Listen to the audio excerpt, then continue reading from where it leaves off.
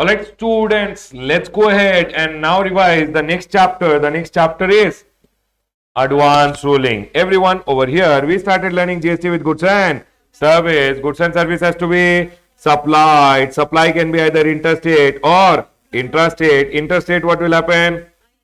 IGST. Intrastate, what will happen?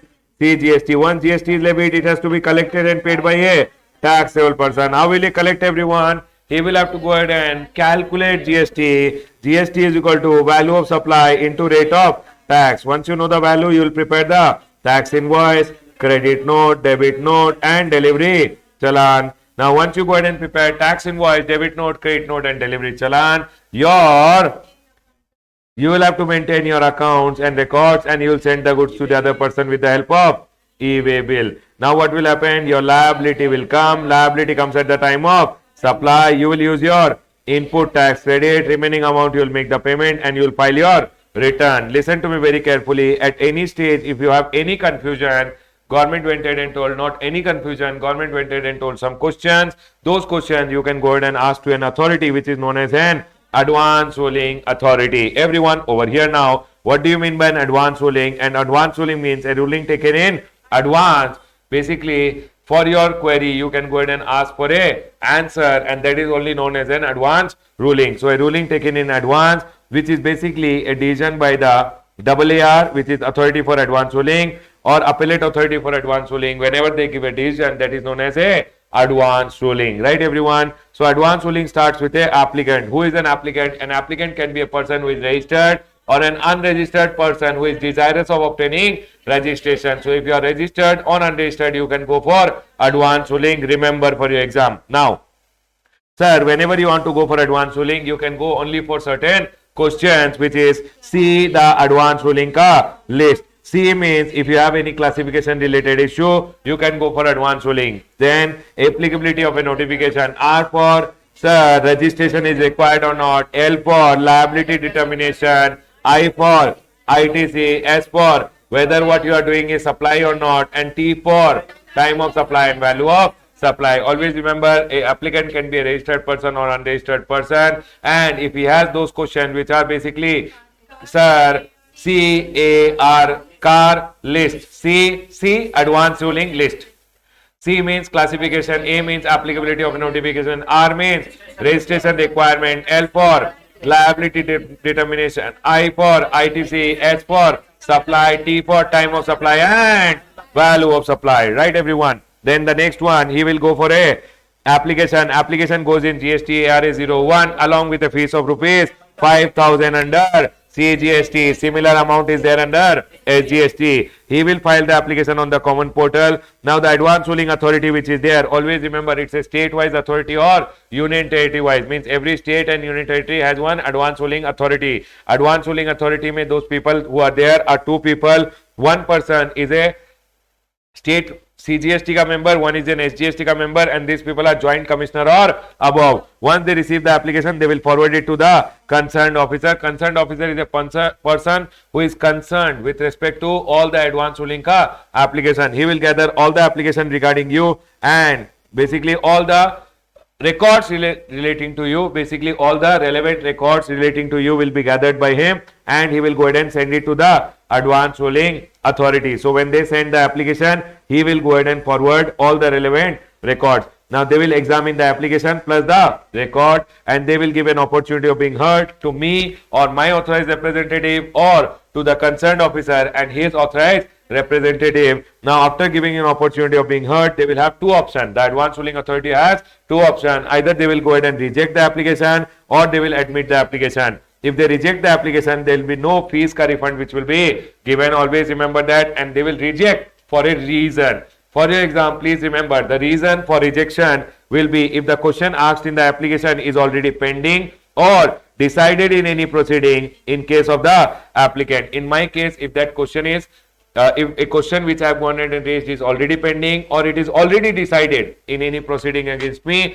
then that question will not be entertained. Basically, they will not go ahead and entertain my advance ruling. They will give me an opportunity of being heard and pass an order rejecting the application, specifying why they are going ahead and rejecting the application. Now, a copy will be given to me and the concerned officer. However, if the question is not already pending or not decided in any other proceeding, then what will happen? Then in that scenario, application shall be admitted. They will go ahead and examine further material which is placed by me, or they have gone ahead and obtained it, and they will give an opportunity of being heard to me or my authorized representative or the concerned officer and his authorized representative. And if there is a difference in opinion between both the members, they will go ahead and refer the case. Stating the difference, they will refer the case to appellate authority for advance ruling. However, if they don't have any difference, then they will go ahead and pronounce the advance ruling within 90 days, and a copy will be given to the applicant and the concerned officer. If the applicant is aggrieved, he will go ahead and file one application for an appeal, and appeal goes to appellate authority for advance ruling. In that, it is ARA 02. Along with that, fees is how much? 10,000 rupees. Are we clear? Fees is how much? 10,000, and application will go in 30 days, plus further extension can be given. Given how many days? 30 days. If officer is aggrieved, then he will go with an application in GST ARA 03 within 30 days plus 30 days, but there is no fees which is to be paid by the officer, basically the concerned officer. Always remember one thing: whenever the application goes to the appellate authority for advance ruling, they will also give opportunity of being heard to both the parties. Might be they will go ahead and take additional document, and then they will go ahead and either confirm or modify the ruling which was given by the AAR.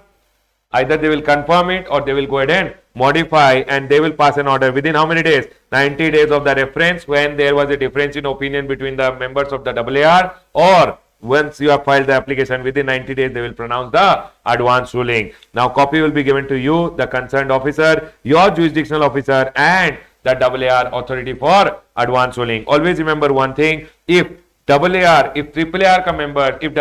members have a difference in opinion, the appeal goes to the appellate authority for advance ruling. But appellate authority for advance ruling members, if they have a difference in opinion, then Baba, always remember the advance ruling cannot be given in that case, and you can't go for a appeal also. Means supposingly AAR members went ahead and AAR went ahead and passed an order. Against that, there is no further appeal which you can do. AAR ka you can go for AAR ka advance ruling given, you can't go for any appeal further.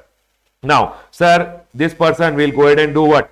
Once this person goes ahead and ask the question, what are the questions which can't be asked with the authority for advance ruling? Always remember, question relating to place of supply cannot be asked with the AAR. And also, can a person go ahead and directly apply to the AAR? No, Baba, you first have to go to AAR, only then you can go to AAR. Then there is one section number 102 which goes ahead and says, sir, if the order has been passed by the AAR or AAR and there is an apparent mistake which is there, then it can be rectified within a period of 6 months. However, if rectification results in increase of liability or decrease in ITC, then opportunity of being heard has to be given. Sir, section number 103, applicability of advance ruling. Advance ruling is binding on me and my jurisdictional officer in respect of me only. If my friend wants to go ahead and take the benefit of advance ruling, he can't go ahead and take, because advance ruling is not binding on him or his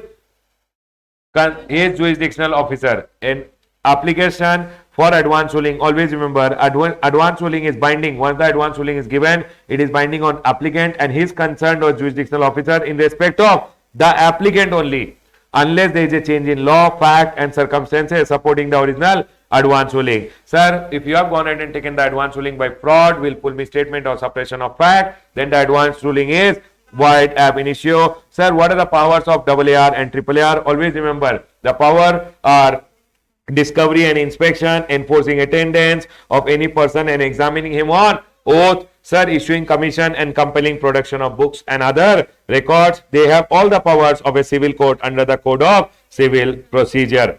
Now, here we are done with your chapter, a C-graded chapter in the exam, but in my opinion, you should remember some things. Who are the people who can go for advance ruling? Right, everyone? Registered or unregistered person. What are the questions that can be asked? See advance ruling list. Sir, when is the advance ruling rejected? When the question is already pending or decided in any other proceedings in respect of the applicant. Right, everyone? Then they can also go ahead and ask you about this application where to the Triple AR, when you are going for an appeal, who can go for an appeal? Applicant can go, concerned officer can go, and also when there is a difference in opinion between the member of AAR, then the appeal can go to Triple AR. Sir, within how much time rectification of error can be done? 6 months. Also, they can go ahead and ask you a case study based on this, wherein they will go ahead and ask you about the applicability of advance ruling. Advance ruling is always applicable only to the applicant, or it's binding only on the applicant or his jurisdictional or concerned officer with respect to him only. His friend trying to take the benefit cannot go ahead and take it. Please be very careful about it, right everyone? An advance ruling given once, it need not be taken every year. It is valid for lifetime unless there is a change in law, fact and circumstances supporting the original advance ruling. Please remember this line, advance ruling is valid. Advance ruling is valid unless there is a change in law, facts, circumstances supporting the original advance ruling. Right everyone? These powers which are there are C graded question.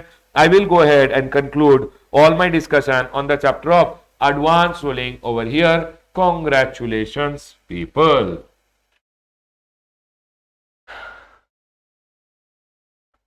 Done everyone.